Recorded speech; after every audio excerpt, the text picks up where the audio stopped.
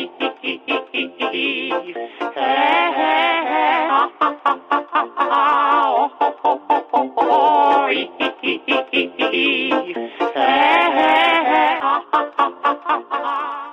espetáculo Assalto é um monólogo de palhaço que surge durante uma discussão no início dos anos 2000, a partir de um encontro onde estava presente Luiz Carlos Vasconcelos, o palhaço Chuchu, e também o Ilo Krugli, da companhia Vento Forte. E aí terminamos uma atividade todos juntos ali, e aí uma turma grande entre amigos e estudantes, algumas pessoas conhecidas, outras não, começamos a discutir o verdadeiro palhaço. Nesse período estava muito forte a figura do palhaço que se maquiava, vestia o seu figurino para vender produtos na rua, né? Como brinquedos, bolinhas, doces, balões, né? E existia uma grande discussão.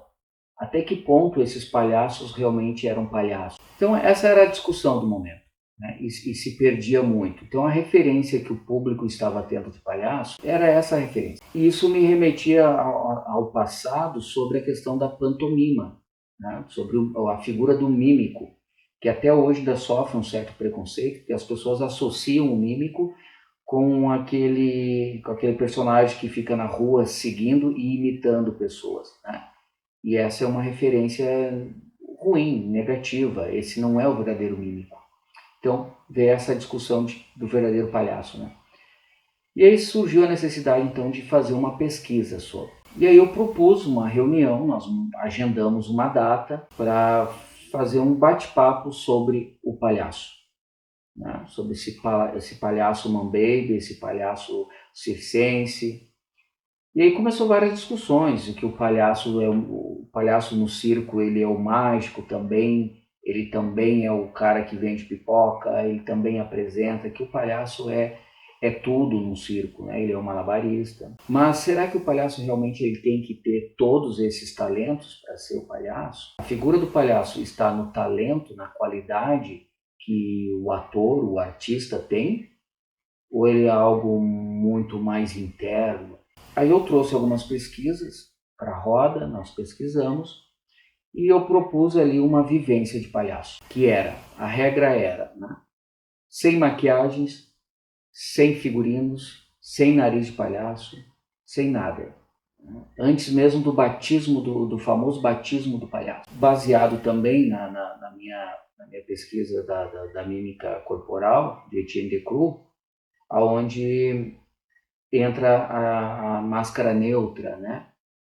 Onde o Etienne Decroux ele cobre o rosto com um véu, com um pano, para ver toda a expressão a partir do corpo e não da face, não das expressões faciais, que seria muito mais fácil, né, no ponto de vista dele, se expressar pelo rosto. Ele queria ver a expressão pelo corpo. Então, baseado nisso também se surgiu essa ideia de mostrar da onde surge o palhaço ou como se constrói o palhaço sem o elemento estético, totalmente puro, né? O personagem ali despido de qualquer estética. A primeira apresentação do Assalto aqui em Gramado foi em 2018, no segundo semestre, quando a gente organizou a primeira mostra de teatro gramadense. Então, essa apresentação ela aconteceu lá no Centro Municipal de Cultura Arno Michaelsen.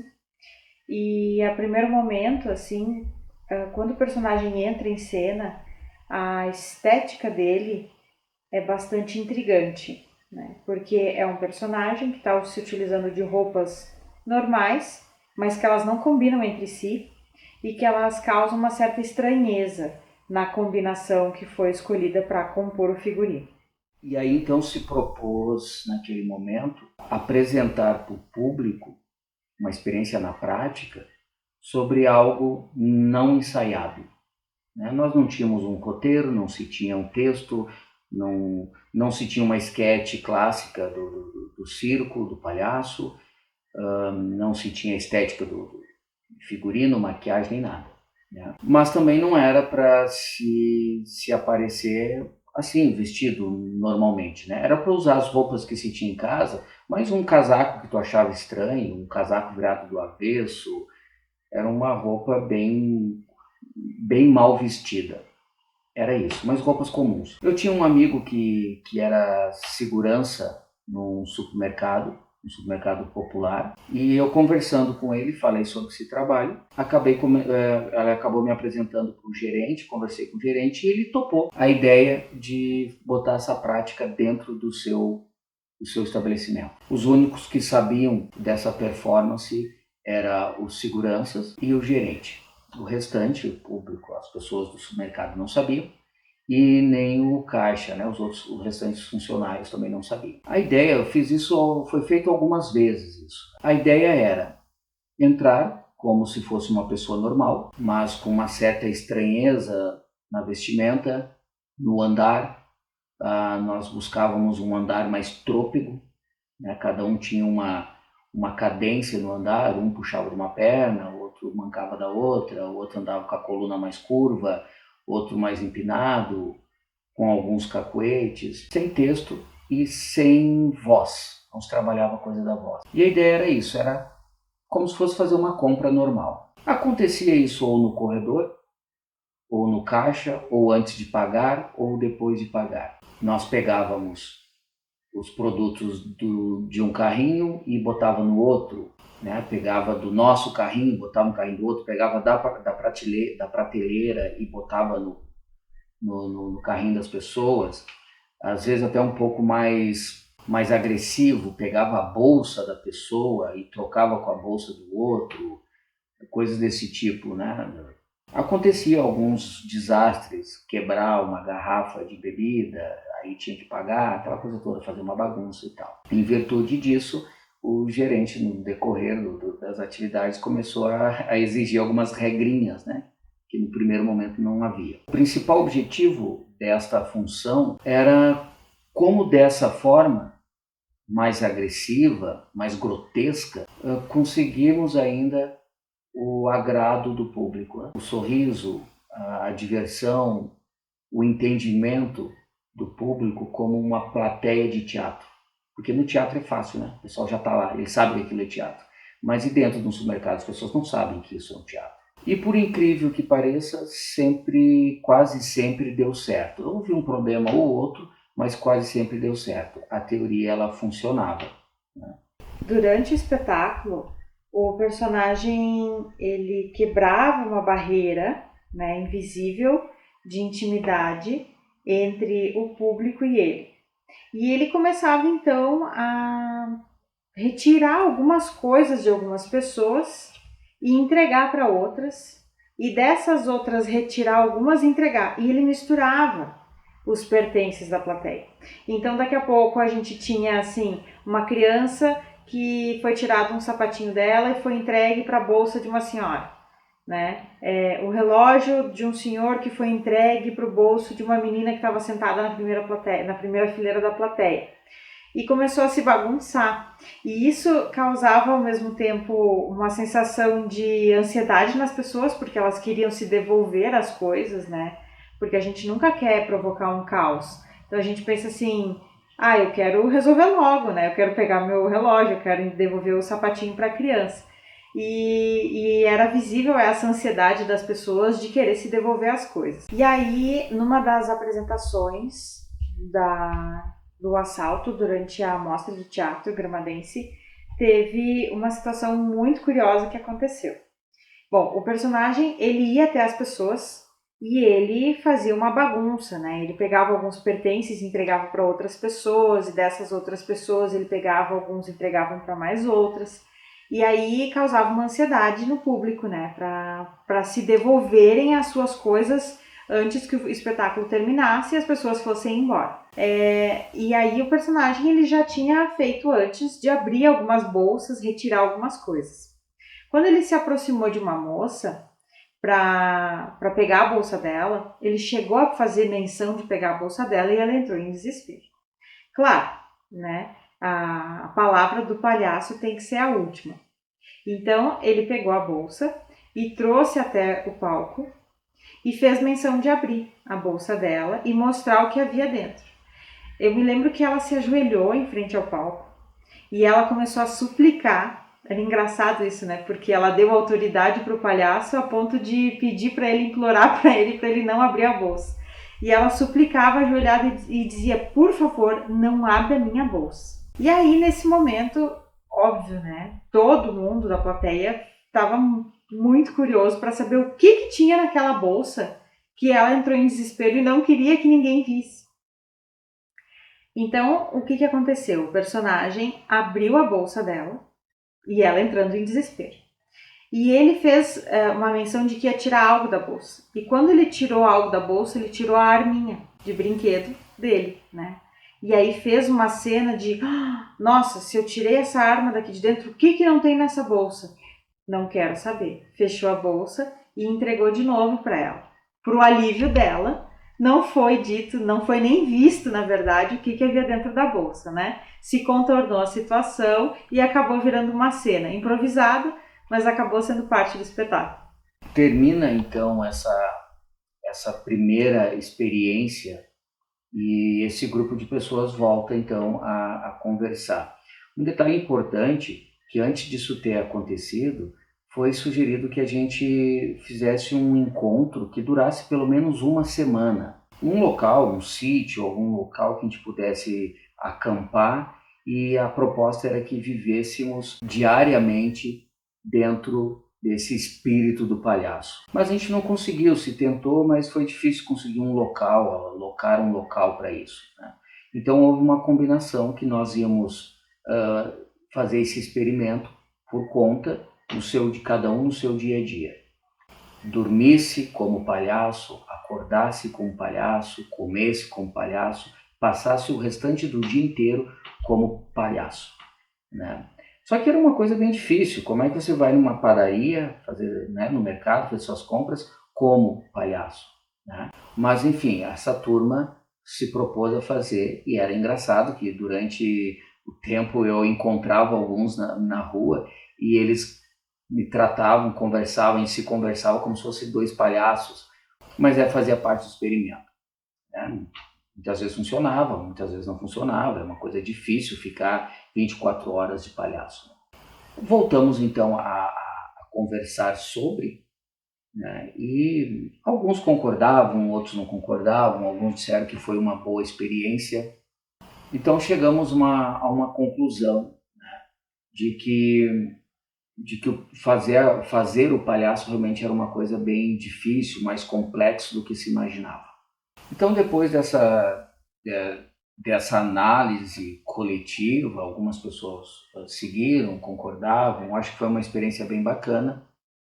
Isso demorou um certo tempo, nós tínhamos uma ideia de fazer um grupo coletivo, talvez até montar um espetáculo juntos, mas no fim acabou a gente não conseguiu fazer porque dependia de muitas pessoas, né? Aquela coisa, né? Nem todo mundo tem disponibilidade, não rolava grana no princípio para isso, então era difícil.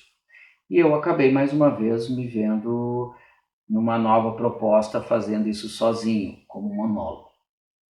E numa experiência que eu tive, então, eu fiz esse trabalho, apresentei esse trabalho no teatro local, foi bem bacana, teve uma resposta bacana, foi super divertido fazer. Segui dando uma oficina sobre, né, fiz uma pesquisa a mais, segui dando uma oficina sobre, e resolvi me inscrever no festival. Nesse festival que eu escrevi esse palhaço, eu não fui selecionado na hora da inscrição mesmo, porque eu recebi uma carta do festival me respondendo que eles queriam ver mais coisas do espetáculo, né, mais material, mais fotografia e tal. E eu havia mandado para eles fotografia, vídeo, e eles não conseguiam entender muito que aquilo já era o espetáculo, porque parecia ser uma pessoa maltrapilha fazendo qualquer coisa, né? Porque quando eu digo que era um trabalho de palhaço, eles imaginavam uma coisa mais circense, né? Mais colorida, e não era. E não consegui apresentar naquele festival, mas segui o barco, apresentei em outros lugares depois, E aí, voltando, trazendo isso para o mais recente, nós apresentamos então nessa mostra, e aí essa proposta foi um sucesso, né? Nós tivemos um público bem interativo. Esse personagem, é importante de dizer, eu ainda encaro o Assalto como um processo de pesquisa. Ele, para mim, ele é uma pesquisa da figura do palhaço. Ele não é o palhaço, né? Mas isso é o meu ponto de vista, né? O meu olhar clínico, assim. Tanto que ele não é um personagem, ele não tem um nome, ele não é um personagem, não houve ali uma construção de personagem, né? Ele é uma demonstração sobre a ideia do palhaço. E eu fico demonstrando isso. Então eu chamo mais de demonstração do que espetáculo. Mas a verdade é que ele funciona. O espetáculo ele começa com uma figura chegando em cena. Ele não quer estar, né? Que isso para mim é o princípio do palhaço. O palhaço ele não está ali para fazer isso. Ele não sabe que ele é um palhaço. Ele não sabe que ele está no palco. Ele não sabe que tem plateia. Ele não sabe. Ele vai descobrindo aos poucos no decorrer do espetáculo, né? Talvez quando ele realmente percebe que tudo aquilo é um teatro, já acabou o espetáculo, as pessoas já estão indo embora. E é assim que esse personagem ele acaba reagindo, né, nessa demonstração. Ele entra no espetáculo de uma forma muito estranha, como se ele fosse mais um espectador do que o espetáculo. Então ele entra pela plateia, ele trupica na cadeira, ele bate nas pessoas, ele causa um transtorno antes do espetáculo, né? Ele começa o espetáculo, ele começa bagunçado. E antes mesmo do espetáculo começar de fato, começa a música, né? Literalmente, uma música só durante o espetáculo inteiro. Essa música, ela tem duração de 30, 40 segundos e quando ela termina, ela começa de novo. Então é um processo de looping, assim, né? Cíclico. É a mesma música que toca durante 40, 50 minutos. Claro, tudo tem um porquê, né? E essa música, ela faz com que o público entre num processo de hipnose coletiva, né? Uma ação hipnótica, em que eles entram de fato e ficam conduzidos pelo espetáculo. Então chega um momento em que aquela música ela já nem interfere mais, né? Porque tu já tá dentro dela, já tá de fato dentro, conectado com o espetáculo.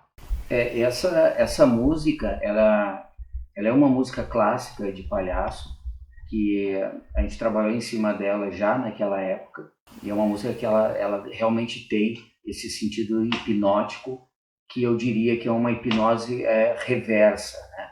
Ela faz com que as pessoas, em vez de... Ela faz com que as pessoas pensem que levou minutos e, na verdade, levou horas. E sim, a gente usa desses elementos, assim, para abraçar o público. Na maioria dos espetáculos, para não dizer quase todos eles, né? Que é essa ideia hipnótica mesmo, do ser humano, né? De ganhar o foco do ser humano. Então o espetáculo ele se dá nisso o tempo todo, desviando o foco para coisas que talvez nem era para desviar, né? Mas é tudo muito bem pensado isso. Quando o personagem ele entra nesse espetáculo, nesse espaço cênico, e ao subir no espetáculo ele já começa a interagir com as pessoas. E ao interagir com as pessoas, a sensação que se tem no espetáculo é que parece que ainda não começou, parece que alguma coisa vai acontecer ainda, que aquilo parece que é só um aquecimento, né? Parece quase que é um engano, assim. E quando vê aquele personagem, ele está tomando conta do cenário todo, né? Envolvendo as pessoas. E aí, claro, para dar continuidade a todo o espetáculo, foi pensado em números, né? Alguns números baseados no palhaço do picadeiro, né? E tem alguns elementos como fotógrafo, né? Eu chamo dessa sketch de o fotógrafo, ele usa uma máquina fotográfica e começa a tirar fotos, né?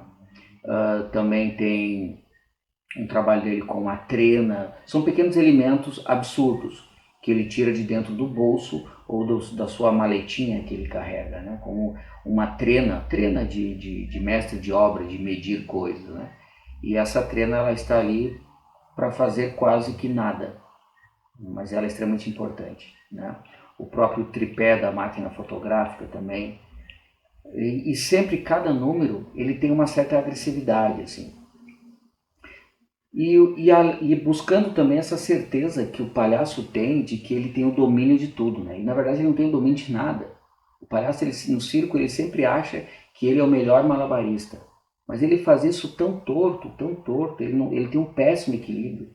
Mas o mais interessante de tudo é que mesmo tendo um péssimo equilíbrio, ele nunca cai, né?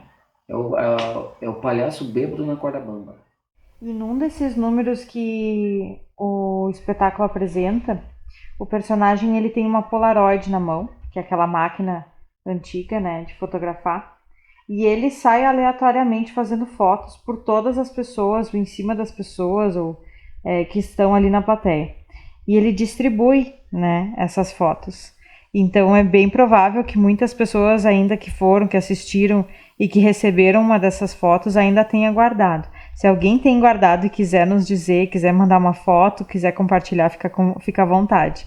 Essa foto aqui que eu tenho em mãos, ela é o momento final do espetáculo, né? É quando o personagem reúne todo mundo para aparecer numa foto. E aí ele faz a foto, né, do pessoal. Claro, uma Polaroid não tem uma visibilidade tão boa, né, quanto uma digital.